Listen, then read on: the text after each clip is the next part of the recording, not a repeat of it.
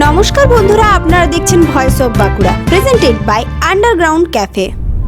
মরণ ফাঁদে পরিণত হওয়া জাতীয় সড়কের প্রতিবাদে পথে নামল সিপিএম। বাঁকুড়া ঝাড়গ্রাম 9 নম্বর জাতীয় সড়ক দ্রুত মেরামতের দাবিতে শয়ে শয়ে সিপিএম এর কর্মী সমর্থক দলীয় পতাকা হাতে মিছিল করলেন। ফুলকুসমা থেকে সিমলাপাল পর্যন্ত দীর্ঘ পথ জুড়ে এই প্রতিবাদ মিছিলের আনুষ্ঠানিক সূচনা করেন সিপিএম এর জেলা সম্পাদক কমরেড দেবলীনা হেমব্রম। স্লোগানে মুখরিত হয়ে ওঠে গোটা এলাকা। 140 কোটি টাকা ব্যয়ে তৈরি হওয়া এই গুরুত্বপূর্ণ সড়ক অভিযোগ অনুযায়ী কয়েক মাসের মধ্যে ভেঙে পড়েছে চরমভাবে। জব্বলপুর থেকে সিমলাপাল পর্যন্ত পুরো রাস্তা জুড়ে তৈরি হয়েছে বড় বড় গর্ত। চলাচলের অযোগ্য হয়ে পড়েছে জাতীয় সড়কের বিস্তীর্ণ অংশ। স্থানীয়দের অভিযোগ, প্রতিদিনই ঘটছে ছোট বড় দুর্ঘটনা। গাড়ি চালক থেকে শুরু করে পথচারী প্রত্যেকেই ঝুঁকি নিয়ে চলাচল করতে বাধ্য হচ্ছেন। এই রাস্তা এখন কার্যত মৃত্যুর মুখে ঠেলে দিচ্ছে সাধারণ মানুষকে।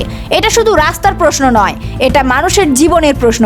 অবিলম্বে এই রাস্তা মেরামত না হলে আন্দোলন আরো বড় হবে। সিপিএম এর দাবি, অবিলম্বে প্রশাসনকে হস্তক্ষেপ করতে হবে।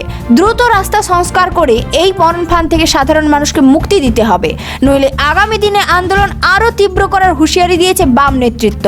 এখন নজর প্রশাসনের দিকে। কবে সংস্কার হবে এই জাতীয় সড়ক, আর কবে স্বস্তি পাবে নিত্যযাত্রী সাধারণ মানুষ? এই ধরনের গুরুত্বপূর্ণ খবর সবার আগে পেতে আমাদের চ্যানেলটি সাবস্ক্রাইব করুন, আর ভিডিওটি শেয়ার করতে ভুলবেন না। আপনার মতামত কমেন্টে জানান, আর লাইক শেয়ার করে ভয়েস অফ বাঁকুড়ার পাশে থাকুন।